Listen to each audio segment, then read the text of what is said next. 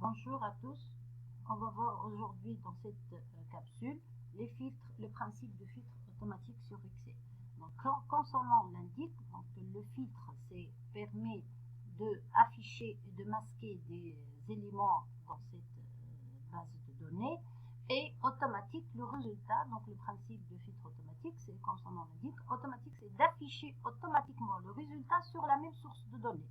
Donc on va voir comme exemple.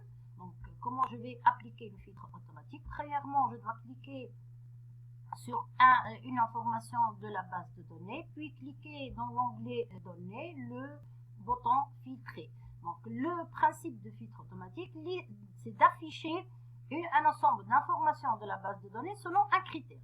Donc, pour cette première requête, le premier critère, c'est la ville Paris. Donc, afficher tous les représentants de la ville Paris. Je vais choisir, bien sûr, le bouton filtrer permet d'afficher des flèches au niveau de chaque champ. Donc, je vais accéder directement au champ qui est le sujet de cette requête, c'est le champ ville. Donc, si je clique sur le bouton flèche, donc je vais trouver un ensemble d'opérations. Donc, soit je choisis manuellement le filtre automatique, c'est-à-dire je dois cocher sur le champ Paris, ou bien donc choisir un filtre textuel. Donc c'est le même principe. Donc on va voir premièrement, s'il s'agit d'une requête très simple, donc je choisis manuellement le champ Paris égal à Paris. Je clique sur la valeur Paris. Deuxième exemple, donc c'est le même principe. Je clique sur une information de la base de données, cliquez sur filtrer. Dans cette requête, il s'agit d'afficher la liste des représentants dont le nom de famille commence par le caractère D.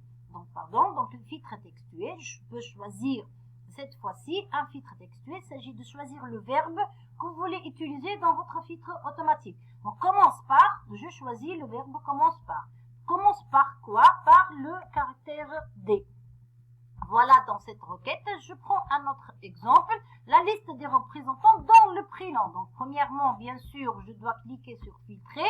Le prénom, le champ prénom est composé de 4 caractères. On va voir à peu près, donc on utilise par exemple, on va voir qu'est-ce que ça donne, le verbe est égal. Donc bien sûr, je ne vais pas énumérer, je ne vais pas cocher, bien sûr, sur le représentant dont le prénom est composé de 4 caractères. Donc ça, c'est un exemple simple. On suppose que j'ai une base de données qui contient un ensemble d'enregistrements, donc un ensemble très grand d'enregistrements. Donc c'est pénible comme tâche, donc je dois perdre tout un temps. Donc je peux utiliser un verbe, c'est plus vite, est égal à 4 caractères. Comment je représente un caractère? Donc vous voyez l'information qui est affichée au niveau de la fenêtre, le point d'interrogation pour représenter un seul caractère, le étoile pour représenter une série de caractères.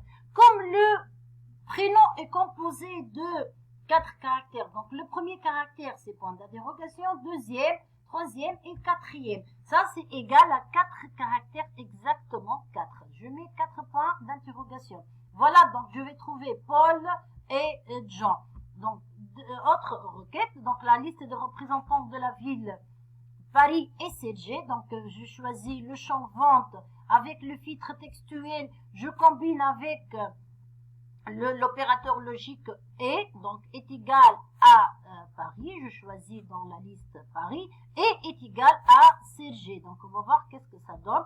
Donc ici, on n'a aucun enregistrement qui répond à ce critère. Bien sûr, il n'y a pas de représentant qui habite en même temps à Paris et CG.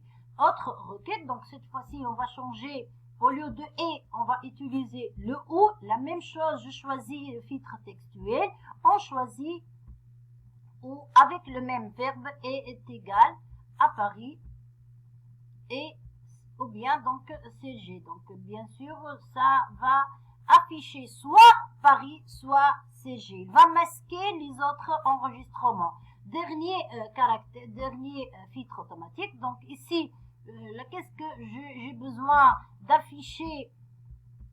Et c'est avant-dernier, la liste des ventes supérieures à 200 000 euros. Donc je clique sur filtrer et les ventes sont supérieures à, donc ici je choisis filtre personnalisé, Donc, au lieu de mettre est égal, je choisis est supérieur ou égal à 200 000 euros. Donc, je tape 200 000 sans mettre le euro, ni espace, ni point, ni virgule. Donc, OK. Voilà, donc, dans les ventes, pardon, donc ici, je m'ai trompé. Donc, au lieu de choisir ville, je mets donc est supérieur ou égal à 200 000 euros. Voilà, donc ça c'est un exemple. Donc, et la dernière requête, donc ici, on va combiner entre deux champs tous les représentants sauf la ville Paris, donc, et dans les ventes sont comprises entre 100 000 et 200 000 euros. Donc, sauf, donc je choisis dans le champ ville, donc est différent de Paris. Donc, je choisis est différent de Paris. Ça, c'est pour le champ ville. Et pour le champ vente, les filtres numériques, je mets entre 100 000 et 200 000 euros. Est inférieur à 200 000 euros. C'est-à-dire entre une valeur X et une valeur Y, c'est-à-dire elle est supérieure ou égale à X et inférieure ou égale à Y. Voilà, donc j'espère que vous avez compris. Voilà, merci, au revoir.